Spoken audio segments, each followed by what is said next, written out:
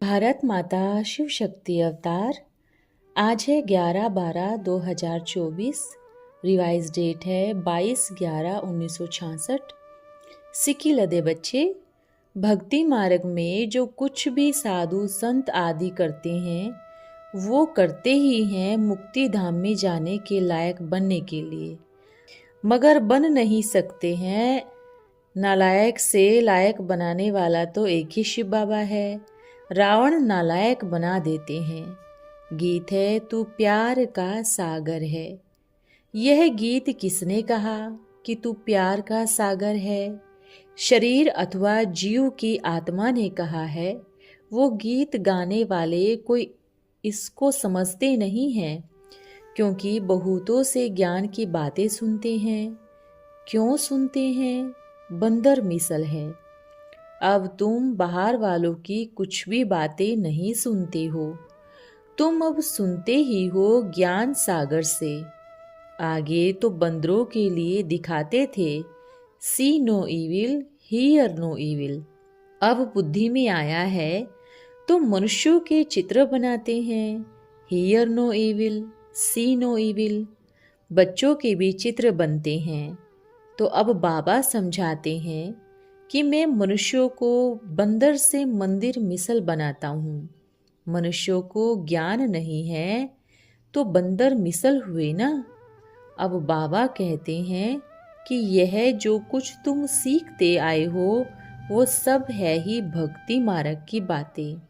ऐसे नहीं कहते कि तुम नहीं पढ़ो, शरीर निर्वाह और धंधा आदि नहीं करेंगे तो खाएंगे कहाँ से? ऐसे भी तो नहीं हो सकता ना कि शिव बाबा बैठकर सबको ही खिलाएंगे। गृहस्थ व्यवहार में रहते हुए कमल फूल समान बनो। बाकी भक्ति मार्ग वाले जो सुनाते हैं उनसे झूठा शास्त्र आदि मत सुनो। मनुष्य गुरुओं से तो कुछ मत सुनो। जो शास्त्र आदि सुनाते हैं उनको ही गुरु कहा जाता है। अब इन साधुओं और गुरुओं आदि की तो कोई बात मत सुनो। एक जो सतगुरु है उनकी ही बातें सुनो। वो सतगुरु एक ही है, अशरीरी। ज्ञान का सागर कभी भी कोई शरीरधारी नहीं हो सकता। बाबा ही इसमें आकर तुम सब बच्चों को अपना और सृष्टि की आदि मध्य अंत का ज्ञान देते हैं। वो है ही सुप्रीम आत्मा। बाबा समझाते हैं कि तुमने जन्म जन्मांतर ही माया के धक्के खाए हैं। दुनिया का अंत है जिनसे फिर तुमको ज्ञान मिलता है। ज्ञान मिलता ही है संगम पर, जबकि हम फिर स्वर्ग में जाते हैं। इसको कहा जाता है रूहानी ज्ञान। सुप्रीम रूह रूहों को ज्ञान देती है। रूहों का पिता है ना। मनुष्य किसी की भी सद्गति कर नहीं सकते। मनुष्यों में ज्ञान ही नहीं है। ज्ञान का सागर तो बाबा ही है, जिससे ही तुम ज्ञान की नदियों का निकलना होता है। बाबा के द्वारा सब कुछ सीखती हो। तुम्हारी बुद्धि में यह याद रहने चाहिए कि शिव बाबा हमको पढ़ाते हैं, वो ही फिर हमको साथ ले जाएंगे। रूहानी पिता जिस्मानी बात कोई नहीं सिखलाते। वो तो सृष्टि की आदि मध्य अंत का ज्ञान बैठ देते हैं। तुम सब एक्टर हो इस ड्रामा के, तो क्रिएटर मुख्य एक्टर डायरेक्टर का पता होना चाहिए ना। वो तो होते ही हैं जिस्मानी एक्टर्स। तुम हो रूहानी। सीखती सब कुछ आत्मा ही है, परंतु वहाँ सीखते ही है अज्ञान। फिर ज्ञान का सागर तो तुमको ज्ञान ही सिखलाते हैं। शास्त्र आदि जो भी पढ़ते हैं वो है ही सब अज्ञान के सागर। जैसे कई बच्चे कहते हैं कि बाबा अब हम जिस्मानी पढ़ाई क्यों पढ़े? बाबा कहते हैं कि नहीं पढ़ो तो भी हर्जा नहीं, परंतु इस रूहानी पढ़ाई में भी अच्छी दिल हो तब छोड़ो। अगर फिर रूहानी पढ़ाई कभी छोड़ दी तो फिर तकलीफ हो जाएगी। इसमें पवित्रता की बातें मुख्य है। इसमें ही गिर पड़ते हैं। बच्ची गिरी या बच्चा गिरा तो दोष तो दोनों को ही हो जाता है। ऐसा भी बहुत करके होता है कि जो दोनों ही विकारवश हो जाते हैं।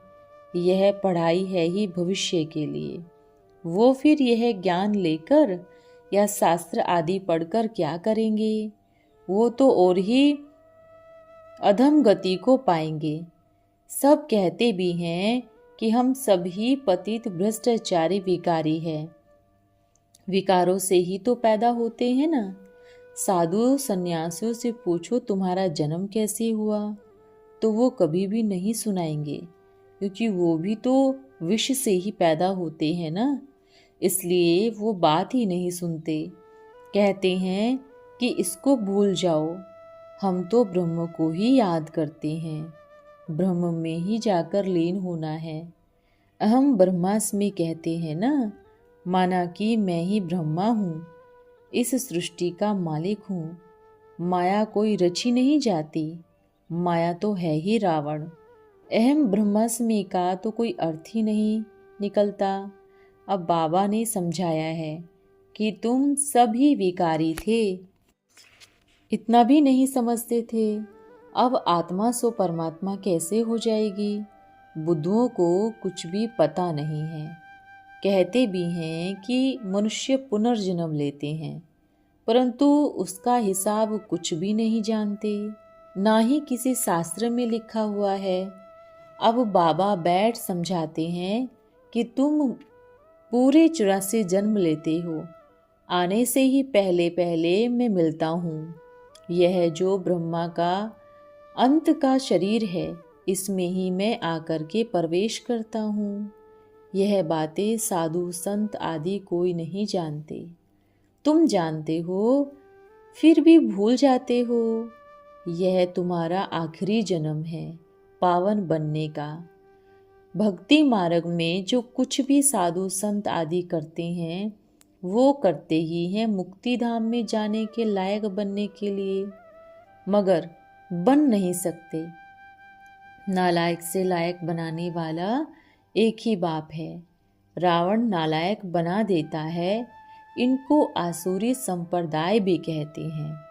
खुद भी कहते हैं कि हमको रावण से छुड़ाओ, क्योंकि अब रावण राज्य है। परंतु वो तो समझते नहीं। स्त्री पुरुष दोनों है ना। वो है रावण, तो वो है रावणी। रावण के 10 सिर भी इकट्ठे कर दिए हैं। 5 विकार स्त्री के, 5 विकार पुरुष के, इसलिए मिलाकर रावण संप्रदाय कहा जाता है। तुम भी समझते हो कि हम पहले रावण संप्रदाय थे, अब हम बाबा की ईश्वरीय संप्रदाय हैं। ईश्वरीय संप्रदाय वाले आसुरी संप्रदाय वालों के साथ रह नहीं सकते। तुम अब संगम युग पर हो, कलयुग में नहीं हो। और सब है ही कलयुगी आसुरी संप्रदाय वाले। रात दिन का फर्क है। तुम तो हो हंस, वो है बुगले। तुम्हारी आत्मा पावन बन जाएगी, फिर यह पुराना शरीर तुम्हारा खत्म हो जाएगा, कर्मातीत अवस्था हो जाएगी। तब फिर यह शरीर छूट जाएगा और संपूर्ण बन जाएंगे। जब तक तुम संपूर्ण नहीं बने हो, तब तक संपूर्ण लॉटरी मिल नहीं सकती। रिहर्सल होती रहती है, ट्रायल कर रहे हो। जो कुछ कहते हो कुछ जरूर करके भी दिखाएंगे। अभी तो आगे से भी बहुत मौत का बाजार गर्म हो रहा है। तुम जानते हो बॉम्ब्स आदि की भी बाजार कितनी गर्म है। वहाँ तो आत्मा एक पुराना शरीर छोड़ जाए दूसरा लेती है। आत्मा को तो एक शरीर छोड़ दूसरा लेना ही पड़ता है। मौत भी शरीर की ही होती है ना। शरीर विनाशी है, बाकी आत्मा तो जाकर दूसरा ही शरीर लेती है। अब तुम समझते हो कि इस मृत्यु लोक का अंत और अमर लोक की आदि आने वाली है। अच्छा, रात्रि क्लास है 22/9/1966। वल्लभाचारी भी वैष्णव है। कृष्ण के भक्त सो लक्ष्मी नारायण। राधे श्याम, भक्त सो विष्णु के भक्त, मगर इनको पता ही नहीं है कृष्ण तो फर्स्ट प्रिंस है सतयुग का, और वो ही वहां जाकर महाराजा बनेगा। बच्चों को अब सारा ज्ञान मिला है कि जो भी वैकुंठ के राजा रानी बनते हैं वही फिर जरूरी ही 84 जन्मों में आते हैं। अपने को अब पक्का निश्चय होना चाहिए कि अब हमारा अंतिम जन्म है सतयुग की बादशाही लेने में। फिर तो अब जो इतने भारत के खंड कर दिए हैं, एक भी नहीं रहने का। अब का भारत तो स्वर्ग की भेंट में कुछ भी चीज नहीं है। भले यहाँ बहुत बड़े बड़े मकान हैं, 40 मंजिल के भी मकान हैं, क्योंकि दुनिया जास्ती ही बढ़ती जाती है तो ही इतने बड़े बड़े मकान बनते रहते हैं। वहाँ कभी मंजिल आदि नहीं होती। बाबा अब इसमें बैठे हुए हैं, कहते हैं यहाँ पाठ बजाना कोई बुरी बात नहीं। तुम बच्चे जानते हो 84 जन्म हमने लिए हैं। बाबा बच्चों को ही समझाते हैं, इनको ही कल्प पहले समझाया था। बच्चे आहिस्ते आहिस्ते वृद्धि को पाते रहते हैं। कोई को माया का तूफान लगता है, गिर पड़ते हैं। कोई कोई 1 मास का, कोई 6 मास का, कोई 1 वर्ष का होता है तो भी मर पड़ते हैं। कोई तो तूफान लगते हुए भी पक्के ही खड़े रहते हैं। अब बाबा ने समझाया है कि विकल्पों के तूफान तो मनुष्यों को आते ही हैं। भले तुम संगम युग पर हो तो भी कनेक्शन कलयुगी संबंधियों के साथ है ना। तुम जानते हो योग में रहने से ही वे कर्म विनाश होते हैं। अब देखो लच्छू ईशु इतना बड़ा परिवार था, इसमें से आकर यह 2 बच्चियां ही बची है। इसलिए बाबा कहते हैं माया बड़ी चतुर है, बच्चों को पता ही नहीं पड़ता और वो चूहे की माफिक काट जाती है। अब बाबा कहते हैं भल यहाँ भी रहो मगर बाबा को याद करो और मुरली की कदर रखो, तो बाबा मुरली टेप से भेज सकते हैं। हमें बाबा पढ़ाते हैं अगर यह भी बच्चों को याद रहे तो भी बच्चे कब भी मुरझा नहीं सकते। मगर पता नहीं क्यों मैं बच्चों पर इतनी मेहनत करता हूँ तो भी भूल जाते हैं, जबकि क्लास की टीचर को तो मैंने निमित्त मात्र रखी है, उनके लिए तो बहुत याद रहता है। कोई तो उनमें लटक ही पड़ते हैं, मगर जो सच्चा टीचर है उसको भूल जाते हैं। अब बाबा कहते हैं मैं तुम सब बच्चों को ले जाने के लिए आया हूँ, तो अब तुमको तीव्र पुरुषार्थी बनना है। अब यह पक्का याद रखो कि हम बाबा को याद करने से ही सतो प्रधान बनेंगे, वहाँ तो दुख का नामो निशान नहीं होगा। अब बाबा के लिए लोग ज्योति स्वरूप कहते हैं, फिर ब्रह्म तत्व की पूजा भी करते हैं, फिर सर्वव्यापी भी कह देते हैं। तो ही बाबा कहते हैं धर्म की ग्लानि हुई, इसलिए भक्ति मार्ग को उतरती कला कहते हैं। अब तुम बच्चे जो पक्के हो वो ही अच्छी तरह से जानते हो कि हमने 84 जन्म पूरे किए। बाबा से हम पूरा वर्षा लेंगे। बाबा का बच्चों से बहुत प्यार रहता है, तो ही बाबा बच्चों को नित नई नई राय देते रहते हैं। माया सुख में रहने नहीं देती। बच्चों को तो कहीं पर मुरझाना नहीं चाहिए। बच्चों को अपने पर भी पूरा निश्चय होना चाहिए कि हम जरूर बाबा से ही पूरा वर्षा लेंगे। बाबा के पास सब प्रकार के बच्चे हैं, सबको बाबा लेकर ही जाएगा, क्योंकि रहबर है ना। अब बाबा के पास प्रजा भी नंबरवार है। बच्चों को यह कब भी नहीं सोचना कि हमने बाबा को दिया या यज्ञ में हम इतना देते हैं। न ही तुम अपने लिए ही इकट्ठा करते हो। बाबा तो तुम्हारे धन की सिर्फ रक्षा करते हैं, जो कि बच्चों के अगले जन्म में काम आएगा। अब बाबा समझाते हैं कि मैं सबको संदेश देने आया हूँ, और जो भी धर्म स्थापन करने आते हैं वो संदेश वाहक नहीं है। बच्चे बाबा को कहते हैं कि हमें बाप मिला, फिर बाबा भी कहते हैं हमें तो 5000 साल के बाद बच्चे मिले। और है बच्चों, अब तुम मेरे हो और तुम जानते हो कि स्वर्ग का वर्षा बाबा से ही मिलता है। बाकी वो तो सिर्फ धर्म स्थापन करते हैं। हे बच्चों, मैं आया हूँ, मामे कम याद करो तो ही विकर्मों का बोझा हल्का होगा। घर में रहते कमल फूल समान बनो तो तुम राजाई घराने में आ सकोगे। हे मेरे मीठे मीठे बच्चों, अब हर घड़ी बुद्धि में ध्यान रखो कि मौत तो सामने ही खड़ा है। ऐसे ही करते करते अंत में कर्मातीत स्टेज तक पहुंचेंगे। नहीं तो बाबा बता देते हैं कि जोर जोर से रोना पड़ेगा। सब बच्चे अंधेरे में पड़े हुए हैं। मेरे मीठे मीठे बच्चों को कितना नशा रहना चाहिए। बाबा रोज नई नई बातें बताते ही हैं कि कब तो बच्चों को कोई तीर घायल करेगा। बाबा बार बार कहते हैं कि याद का चार्ट रखो, मगर बच्चे समझते ही नहीं। अब बच्चे जानते हैं कि बाप दादा के द्वारा वर्षा मिलता है। बच्चे, मौत सामने खड़ा है। इतना ऊंचा बाबा देखो कैसे तन में और कैसी दुनिया में आया है, और फिर भी कितना देही अभिमानी है।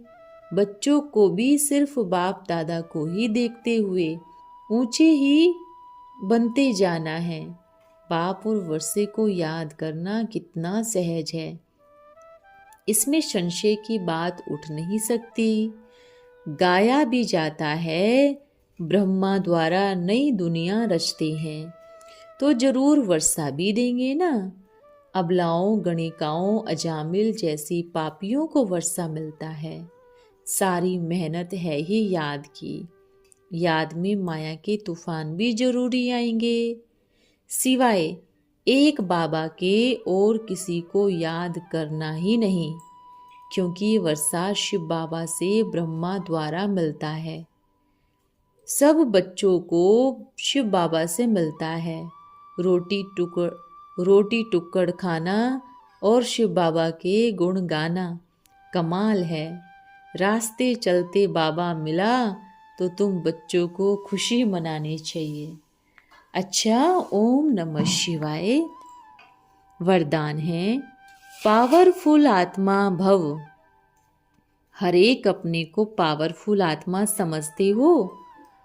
वर्तमान समय का मुख्य पुरुषार्थ क्या है?